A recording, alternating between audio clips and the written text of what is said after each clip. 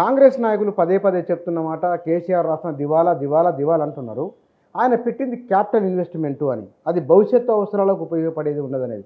మీరు ఎందుకు దాన్ని అసలు ఏమాత్రం మంచే లేదు, మొత్తము నష్టం అనే భావన కలిగించే విధంగా ఎందుకు మాట్లాడుతున్నారు? ఇప్పుడు 2-3 విషయాలు మాట్లాడుకుందాం మనం. ఖర్చు అనేది 2 రూపాల్లో పెట్టబడుతుంటుంది. ఒకటి క్యాపిటల్ ఇన్వెస్ట్మెంట్, ఇంకోటి రెవెన్యూ ఇన్వెస్ట్మెంట్లు లేదా క్యాపిటల్ ఎక్స్పెండిచర్, రెవెన్యూ ఎక్స్పెండిచర్.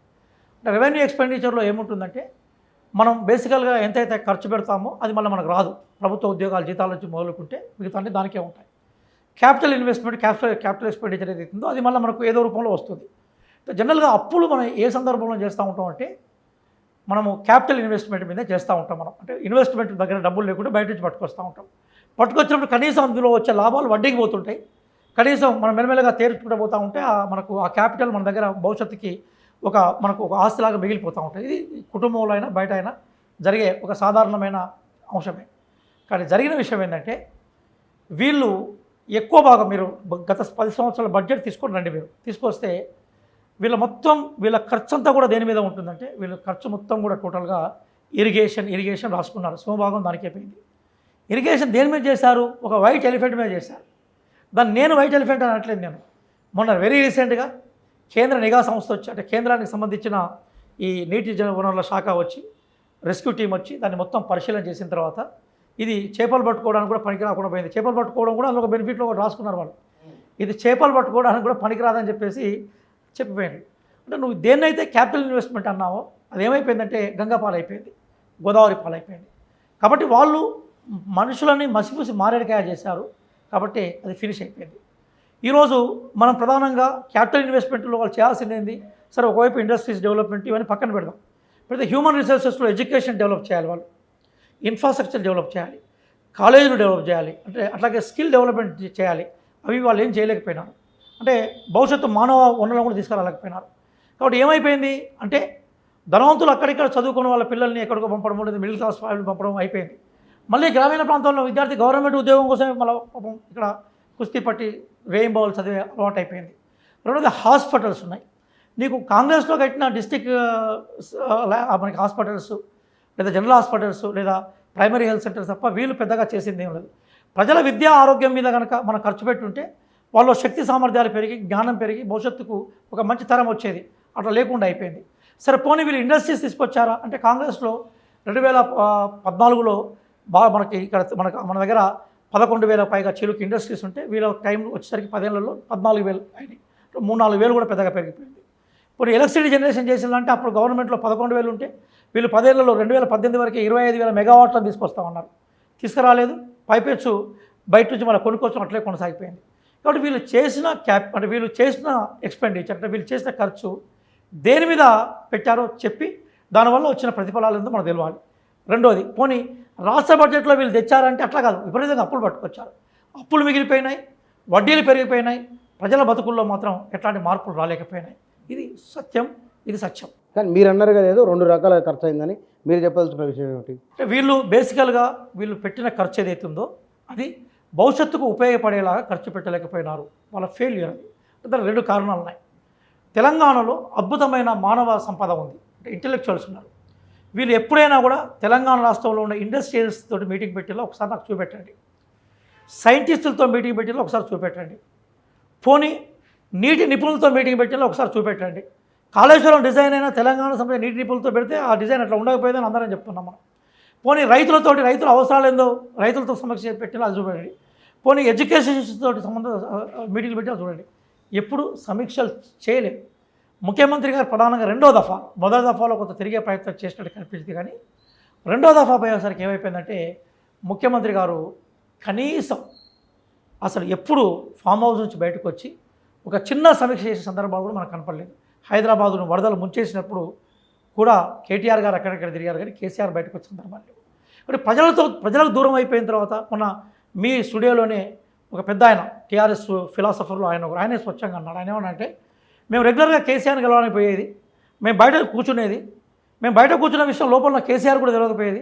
ఆ మధ్యన ఒక పెద్ద మనిషి ఉండేది, ఆయన ఆ విషయాన్ని చెప్పకపోయేది.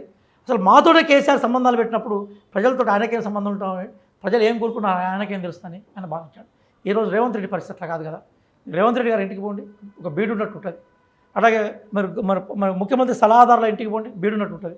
ఒకసారి సెక్రటరీ దగ్గర పోయి మంత్రుల దగ్గర పోండి, కొన్ని వేల మంది ఉంటారు. రాత్రిపూట 2:30 వరకు ప్రజలతో సందర్భాలు మాట్లాడుతున్న 2-3 మంత్రుల పేరు నేను చెప్పగలుగుతాను. నేను ఎందుకు చెప్తున్నానంటే ప్రజలతో నిత్యం తెల్లవారుజామున 2 గంటల వరకు చూడండి, మన సెక్రటరీకి అలా రాత్రి కెమెరా పెట్టుకొని పోదాం, 2-3 మంత్రులు తన పేసీలో చివరి వ్యక్తి వరకు మాట్లాడి పంపించిన మంత్రుల్లో ఉన్నాను నేను.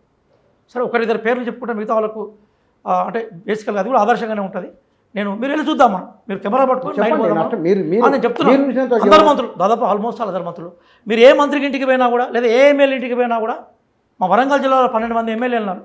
ఇప్పటివరకు నేను ఏ ఎమ్మెల్యే దగ్గర పోయినా కూడా వాళ్ళ ఇంటి ముంగట మినిమం 500 మందికి తక్కువగా ఎప్పుడు చూడలేపుచ్చాను. నేను ప్రామిస్ చేసి చెప్తున్నాను. ఈ 6 నెలల్లో నేను చాలా ఆనెస్ట్గా చెప్తున్నాను. ఎందుకంటే ఈయన నాకు వచ్చే రాజకీయ ప్రయోజనం లేదు. బహుశా అన్ని జిల్లాలో అట్లే ఉంటుంది. నాకు వరంగల్ జిల్లా ఉంది కాబట్టి మా 12 మంది ఎమ్మెల్యేల దగ్గర పోయినా, పాత వరంగల్ జిల్లాలో ఏ ఎమ్మెల్యేల దగ్గర 500 నుంచి 300 నుంచి 500 మంది మాకు తక్కువ ఎప్పుడు నేను చూడలేదు. ఫర్ డే దాదాపు చూడండి. ఇది నేను అంటున్నది కాదు, నేను ఆనెస్ట్గా చెప్తున్నాను. సరే, వాళ్ళకి పనులు అవుతున్నాయా, వాళ్ళ వేదనను వాళ్ళు రిసీవ్ చేసుకొని అధికారులు చెప్పే టైం ఉంటుందా, దీని మీద ఇంకొంత టైం పడినాక నేను చెప్తాను. కానీ ప్రజలు 10 ఏళ్ల నుంచి ఎవరినైతే కలవడానికి ఇబ్బందులు పడ్డారు, వాళ్ళ తలుపు గోడల్ని, వాళ్ళ కిటికీలని, వాళ్ళ గేట్లను ముట్టుకోవడానికి ఇబ్బంది పడ్డారు, ఇప్పుడు ఆ పరిస్థితి లేదు, కలవగలుగుతాం. అది విజిబిలిటీ ఉందా? ఎస్, మీరు వెళ్ళి చూడండి. మీరు కెమెరా పట్టుకొని, ఇదే మన మైక్ టీవీ కెమెరా పట్టుకొని మీరు షాంపిల్గా ఒక 10 మంది పేర్లు సెలెక్ట్ చేసుకోండి, పోయి చూడండి. నేను అన్న మాట అబద్ధం అయితే ఇంకోసారి ఎందుకంటే ప్రాక్టికల్గా ఉన్నది ప్రజలకు కూడా తెలుస్తుంది. ఇంకా మీరు చెప్పింది ఆన్ రికార్డు టీవీ దీంట్లో చూస్తారు, చాలా జనం చూస్తారు. మీరు తప్పైతే కనుక తప్పని చెప్తారు, ఉప్పు అయితే దాంట్లో కామెంట్ రాస్తారు, అందులో సందేహం లేదు. కానీ ఇక్కడ మనం గత ప్రభుత్వాలకు సంబంధించిన లేదా మన పక్క రాష్ట్రాలలో అంతకు ముందున్న ప్రభుత్వం విధానాన్ని, వారి అభివృద్ధి నమూనాను కాదు అనే విధంగా ఉన్నది కదా. ఇక్కడ మెట్రో, ముందు అయిపోయినట్టు మెట్రో అలైన్మెంట్ మార్పు ఒకటి, ఫార్మాసిటీ రద్దు ఒకటి, వీటిలలో అసలు మళ్ళీ తర్వాత స్పష్టత లేదు ఏమిటి అనేది. ఇక్కడ ఒక విషయం అంటే నిజానికి అంటే సహజంగా 10 సంవత్సరాల నుంచి ప్రజలు కొన్ని ఆస్పిరేషన్స్తో ఉన్నారు. కాంగ్రెస్ పార్టీ గెలవంగానే ఇమ్మీడియట్గా అవి రిజల్ట్లోకి రావాలని కోరుకుంటారు. కోరుకోవడం కూడా తప్పు కాదు. కానీ పవర్లోకి వచ్చిన 100 రోజుల్లో మా ప్రధానమైన ఏమేంటంటే, ఎక్కడైతే బేసికల్గా 6 గ్యారంటీలను మేము ప్రచారం చేసుకొని మేము అధికారంలోకి వచ్చామో వాటికి సంబంధించిన పునాదులు ఏర్పాటు చేయడమే మా ప్రధాన లక్ష్యం అయిపోయింది. ఫస్ట్ 100 రోజులు దాని మీద ఎక్కువగా స్పెండ్ చేయబడింది. తర్వాత ఎన్నడూ లేని విధంగా 7 దఫాలుగా, చాలా సీరియస్గా 7 దఫాలుగా ఎన్నికలు జరిగాయి. 1952లో జరిగాయట. అప్పుడు మేము అందరం పుట్ల, మీరు పుట్టలే, నేను పుట్టలేదు, మనం చాలా అప్పుడు లేదు, మనం ఆ వయసుకు సంబంధించిన వాళ్ళం కాదు. 7 దఫాలుగా జరిగిన తర్వాత ఏమైపోయిందంటే, వరుసగా ఎలక్షన్ కూడే కదా, 6వ తారీఖు 4వ తారీఖు ఎలక్షన్ కూడా అయిపోతే మన దగ్గర ఎమ్మెల్సీ ఎలక్షన్ ఉండడం ఇంకో 2 రోజులు ఎక్స్టెండ్ అయింది. 6వ తారీఖు వరకు ప్రభుత్వం ఏం చేయలేకపోయింది. చిన్న సహాయం చేయడానికి కూడా ఎలక్షన్ కమిషన్ యొక్క పర్మిషన్ తీసుకోవాల్సి వచ్చింది. అందుకోసం వాళ్ళు అది కాకుండా మీరు వేరే ఏం చేయొద్దని కూడా చెప్పారు. 6వ తారీఖు నుంచి వచ్చింది. 6వ తారీఖు తర్వాత వెంటనే ముఖ్యమంత్రి గారు చేసిన పని ఏంటి, మనకి ఒకప్పుడు మనము ఐటీఐలు అనే వాటిని అడ్వాన్స్ టెక్నాలజీ సెంటర్స్గా మార్చేశాడు కదా, ఇమీడియట్గా స్కిల్ డెవలప్మెంట్ మీద ఫోకస్ చేశాడు. రైతుల రుణమాఫీకి ఎన్ని అవకాశాలు దాని మీద చర్చలు మొదలుపెట్టాడు ఇమీడియట్గా. ముఖ్యమంత్రి ఒకసారి కనిపించకపోవచ్చు, కానీ ముఖ్యమంత్రి ఏం చేస్తున్నది రోజు రోజైతే మన ప్రెస్లో వస్తున్నది కదా, 2 దగ్గర పోయినాడు. అట్లాగే లా అండ్ ఆర్డర్ను ఈ మధ్య కాలంలో తెలంగాణలో, దేశంలో ప్రధానంగా ఈ చిన్న అమ్మాయిలను రక్షణ లేకుండా అయిపోయింది. 2-3 రేప్స్ అయినాయి మనకు. ఎస్ఐ ఒక దగ్గర పిస్టల్ పెట్టి బెదిరించడం, చాలా దారుణమైన విషయం. ఈరోజు వెంటనే వాడిని సర్వీస్ సస్పెండ్ చేయలేదు, రిమూవ్ చేశాడు ఇమీడియట్గా, ఒక క్షణంలో చేసేసి గవర్నమెంట్ ఉన్నాయి. అట్లాగే ఇప్పుడు ఇమీడియట్గా కొన్ని సమస్యలు పరిష్కరించాలి. అవేంటంటే, మేము జాబ్ క్యాలెండర్ని అన్నాం. ఈరోజు శ్రీధర్ బాబు గారు దాని మీద మాట్లాడారు. వేకెన్సీస్ అన్నిటిని ఐడెంటిఫై చేసి ఈ ఉన్న ఎగ్జిస్టెన్స్ వేకెన్సీలో కలపాలి, లేదా కొత్త నోటిఫికేషన్లు ఇవ్వాలి. అట్లాగే ఈ చాలా కాలేజ్ ట్రాన్స్ఫర్స్ లేవు, 317 జీవో ఉంది.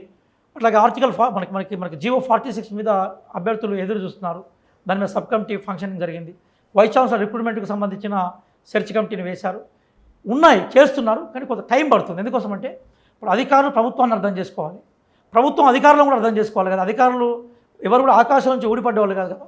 వాళ్ళకున్న సోషల్ కమిట్మెంటు, వాళ్ళకున్న పర్సనల్ ఇంట్రెస్ట్లు, అంటే వాళ్ళ పర్సనల్ అప్రోచెస్ ఎట్లా డెవలప్మెంట్ మీద వాళ్ళు ఎక్కడెక్కడ సూట్ అవుతారో మేము సెట్ చేసుకోవాలి కదా. ఈరోజు ఎలక్షన్ కమిషన్ మనకి ఎలక్షన్ కూడా అయిపోగానే కలెక్టర్లను, ఎస్పీలను ఎక్కడిదక్కడ సెట్ చేశారు.